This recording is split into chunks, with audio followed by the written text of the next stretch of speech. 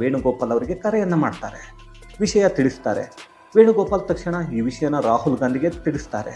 ಆಗ ರಾಹುಲ್ ಗಾಂಧಿ ರೊಚ್ಚಿಗೆದ್ದಿದ್ರು ಅಂತ ಗೊತ್ತಾಗ್ತಾ ಇದೆ.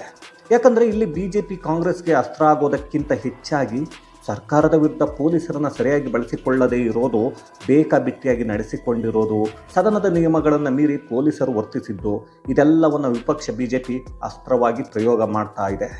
ಅದು ಕೂಡ ಕಾಂಗ್ರೆಸ್ ಪಕ್ಷವೇ ಒಂದು ಅಸ್ತ್ರ ಕೊಟ್ಟ ಹಾಗೆ ಆಯಿತು. ಇದೆಲ್ಲ ರಿಪೋರ್ಟ್ ದೆಹಲಿಯನ್ನು ತಲುಪಿತ್ತು. ಜೊತೆಗೆ ರಾಷ್ಟ್ರೀಯ ಮಾಧ್ಯಮಗಳಲ್ಲೂ ಈ ಸುದ್ದಿ ಹರಿದಾಡ್ತು. ಇಷ್ಟು ಸಾಲದು ಅಂತ ರಾಹುಲ್ ಗಾಂಧಿಯ ಹೆಸರನ್ನು ಯಾಕೆ ಪದೇ ಪದೇ ಬೆಳೆಸ್ತಾ ಇದ್ದೀರಿ? ರಾಹುಲ್ ನನ್ನ ಡ್ರಗ್ ಅಡಿಕ್ಟ್ ಅಂದರು ಅನ್ನೋ ಪದವನ್ನು CT ರವಿ ಒಂದು ಸಲ ಹೇಳಿದರೆ ನೀವು ಮಾಧ್ಯಮದ ಮುಂದೆ ಎಷ್ಟು ಸಲ ಹೇಳಿದ್ದೀರಿ?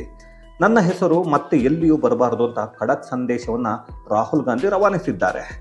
ತಕ್ಷಣ ವೇಣುಗೋಪಾಲ್ ಕರ್ನಾಟಕಕ್ಕೆ ಕರೆ ಮಾಡಿ ಆ MLCಗೆ ಕಟ್ಟುನಿಟ್ಟಿನ ಸೂಚನೆಯನ್ನು